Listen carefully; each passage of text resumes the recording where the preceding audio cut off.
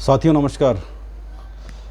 अभी तक मैं जीएसटी व इनकम टैक्स के विभिन्न विषयों पर आपसे वार्ता करते आया हूं, लेकिन एक ऐसा विषय आपके सामने रख रहा हूं और साथ ही अनुरोध कर रहा हूं कि इस पर आप विचार ज़रूर करें। और विचार करने का जो हमारा कर्तव्य है वो भारत के नागरिक होने के कारण है कि हम भारत के नागरिक हैं और जिम्मेदारी समझते हैं, भारत के प्रति अपनी कर्तव्य को निभाते हैं, टैक्स देते हैं। तो इस विषय पे मैं आज अपने विचार रख रहा हूँ और ये विचार नहीं है, दिल की पीड़ा है ये। साथियों, हम सभी 4 व्हीलर 2 व्हीलर्स मेंटेन कर रहे हैं और पेट्रोल के रेट पिछले 3 महीने में लगातार बढ़ रहे हैं। 107 रुपये भी हो गया है, 106 रुपये भी, अलग अलग जगहों पे अलग अलग रेट चल रहे हैं। इसका असर प्रत्यक्ष और अप्रत्यक्ष रूप से महंगाई पड़ता है, क्योंकि ट्रांसपोर्टेशन डीजल से है और जो हमारी खाद्यान्न वस्तुएं हैं या हमारी रोज़मर्रा की जो उपयोग वाली जो वस्तुएं हैं वो ट्रांसपोर्टेशन से इधर उधर जाती हैं। जब डीजल का रेट बढ़ रहा है तो ट्रांसपोर्टेशन भी बढ़ रहा है, तो 18% जीएसटी भी उस पर है। तो मेरा विषय ये है आज का कि इलेक्शन की घोषणा होने वाली है देश के 5 राज्यों में, जिसमें उत्तर प्रदेश भी है, पंजाब भी है और उत्तराखंड भी है, और 2 अन्य राज्य हैं, वहाँ पे इलेक्शन होने जा रहे हैं।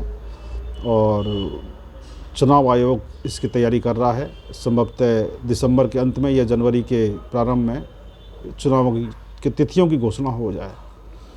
लेकिन अभी से हमारे राजनीतिक दलों ने फ्री रेवड़ियाँ बांटने की घोषणा शुरू कर दी है। कोई कह रहा है हम 300 यूनिट फ्री बिजली देंगे, पानी फ्री देंगे, कोई कह रहा है हम सब लैपटॉप देंगे, कोई कह रहा है स्कूटी देंगे, कोई कह रहा है मोबाइल देंगे, और विभिन्न सब इस तरह की रेवड़ियाँ, लालच दिया जा रहा है। तो इसमें एक नहीं कई प्रश्न उठ रहे हैं। प्रश्न ये है कि लैपटॉप पूर्व मुख्यमंत्री अखिलेश यादव जी नहीं बांटे, और जैसे बताते हैं कई करोड़ में था, ये संख्या थी। पुनः लैपटॉप की बात आ रही है, मोबाइल की बात आ रही है। तो मान लीजिए मैं लैपटॉप की कीमत 25,000 मान रहा हूँ और कम से कम प्रदेश में 50 लाख लैपटॉप बांटे और 25,000 एवरेज कीमत लगाते तो इसकी कीमत कितनी हो गई? अगर मोबाइल की कीमत लगाते हैं 10 से 12,000 रुपये और 50 लाख मोबाइल बांटे तो इसकी कीमत कितनी हो गई? आप कैलकुलेशन लगाएंगे?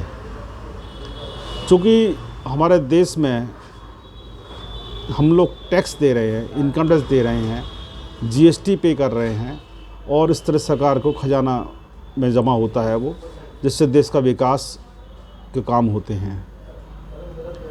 तो इस तरह की फ्री घोषणाएं हमारे देश की अर्थव्यवस्था को प्रभावित नहीं करेंगी। अच्छा प्रभाव डालेंगे या खराब प्रभाव डालेंगे, इस पर विचार आपको करना है। साथ ही आपको ध्यान दिला रहा हूँ, 1989 में 1989 में इलेक्शन हुआ था लोकसभा का। उसमें एक जनता दल थी जिसके मुखिया थे तत्कालीन प्रधानमंत्री स्वर्गीय विश्वनाथ प्रताप सिंह। इन्होंने घोषणा करी थी कि हम देश के किसानों को टोटल ऋण माफ़ कर देंगे, और माफ़ किया भी। लेकिन उससे हमारे देश की अर्थव्यवस्था कितना गहरा प्रभाव पड़ा था, जिससे निकलने के लिए हमें कितना लंबे समय तक उस कुप्रभाव को झेलना पड़ा था। अब मैं बात कर रहा हूँ कि साहब लैपटॉप जो फ्री घोषणा जो कर रहे हैं, इससे भविष्य में जाके महंगाई कितनी बढ़ेगी। क्योंकि सभी वस्तुओं पर जीएसटी काउंसिल का नियंत्रण है, उनकी सिफारिश से रेट ऑफ टैक्स घटते बढ़ते हैं। लेकिन पेट्रोल, टबैको और लीकर, ये जीएसटी के नियंत्रण में नहीं है, जीएसटी से बाहर हैं। लीकर की बात हम नहीं कर रहे हैं, रेट कितने बढ़ने हैं। हम टबैको की बात नहीं कर रहे हैं, कितने रेट बढ़ने हैं। लेकिन प्रत्येक आदमी के प्रयोग में आने वाला पेट्रोल और डीजल की हम बात ज़रूर करेंगे कि सरकारों पर जो भी पार्टी सरकारें आएंगी उनको राजस्व बढ़ाने के लिए पेट्रोल पे रेट बढ़ाना पड़ेगा, तभी उसका खर्चा, फ्री रेवड़ियों खर्चा निकल पाएगा। तो साथ ही विचार किया कि आगे जाके क्या स्थिति बनेगी। फिर मेरा एक प्रश्न ये भी है कि क्या मतदान में लालच देना निष्पक्ष चुनाव की श्रेणी में आता है? क्या हमारे भारतीय संविधान में जो अनुच्छेद चुनाव आयोग से चुनाव की व्यवस्था के दिए हुए हैं 324 से 329 तक के दिए हुए हैं, जिसमें स्पष्ट कहा गया है, व्यवस्था दी गई है कि चुनाव निष्पक्ष होगा, कोई भी किसी प्रकार का लालच नहीं रह जाएगा। तो साथ ही मैं आपसे प्रश्न करता हूं कि ये फ्री बिजली, फ्री पानी, laptop free, mobile free, scooty free, क्या ये लालच की श्रेणी में नहीं आ रहे हैं? साथ ही आपके तरफ प्रश्न और कर रहा हूं कि आने वाली पार्टियां, सत्ता में जो आने वाली पार्टियां हैं, उनको हमारे द्वारा डायरेक्ट इनडायरेक्ट टैक्स जमा करने से जो कोष बढ़ता है, हमारे देश का, प्रदेश का जो खजाना बढ़ता है, उसको लूटने का आज्ञा किसने दी, परमिशन किसने दी है? क्या आप चाहते हैं कि हमारे देश का जो खजाना भर रहा है हमारे टैक्स के द्वारा, ये लूटे? तो चुनाव आयोग को संज्ञान लेना होगा, इसके लिए माननीय राष्ट्रपति को संज्ञान लेना होगा और उच्चतम न्यायालय को भी संज्ञान लेना होगा कि इस तरह की घोषणाओं पे अविलंब प्रभाव से रोक लगे। और साथ ही मैं बता दूं कि मैंने गत 16 तारीख को माननीय राष्ट्रपति को इस बारे में पत्र लिखा है।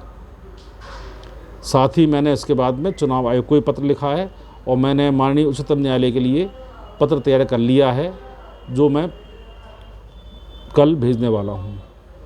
लेकिन आपसे मैं पुनः अनुरोध करूँगा कि एक जागरूक नागरिक होने के नाते अपने कर्तव्यों का निर्वहन करें और मेरी बात का अगर सहमत हैं तो अपने कमेंट लिखें, साथ ही 5 मिनट का समय निकालें और एक पत्र माननीय राष्ट्रपति को और भारतीय चुनाव आयोग को अवश्य लिखें, जिससे इस प्रकार के misuse of the revenue by the political parties पर अविलंब प्रभाव से रोक लगे। हमारे खजाने पे जो निगाह गड़ाए बैठे हुए हैं, देश का खजाना हमारा खजाना है, क्योंकि हम टैक्स दे रहे हैं और हमारे टैक्स से खजाना भर रहा है। तो इस हमारे द्वारा जो पैसा दिया जा रहा है टैक्स के रूप में, उसको लूटने का अधिकार हम नहीं देते हैं।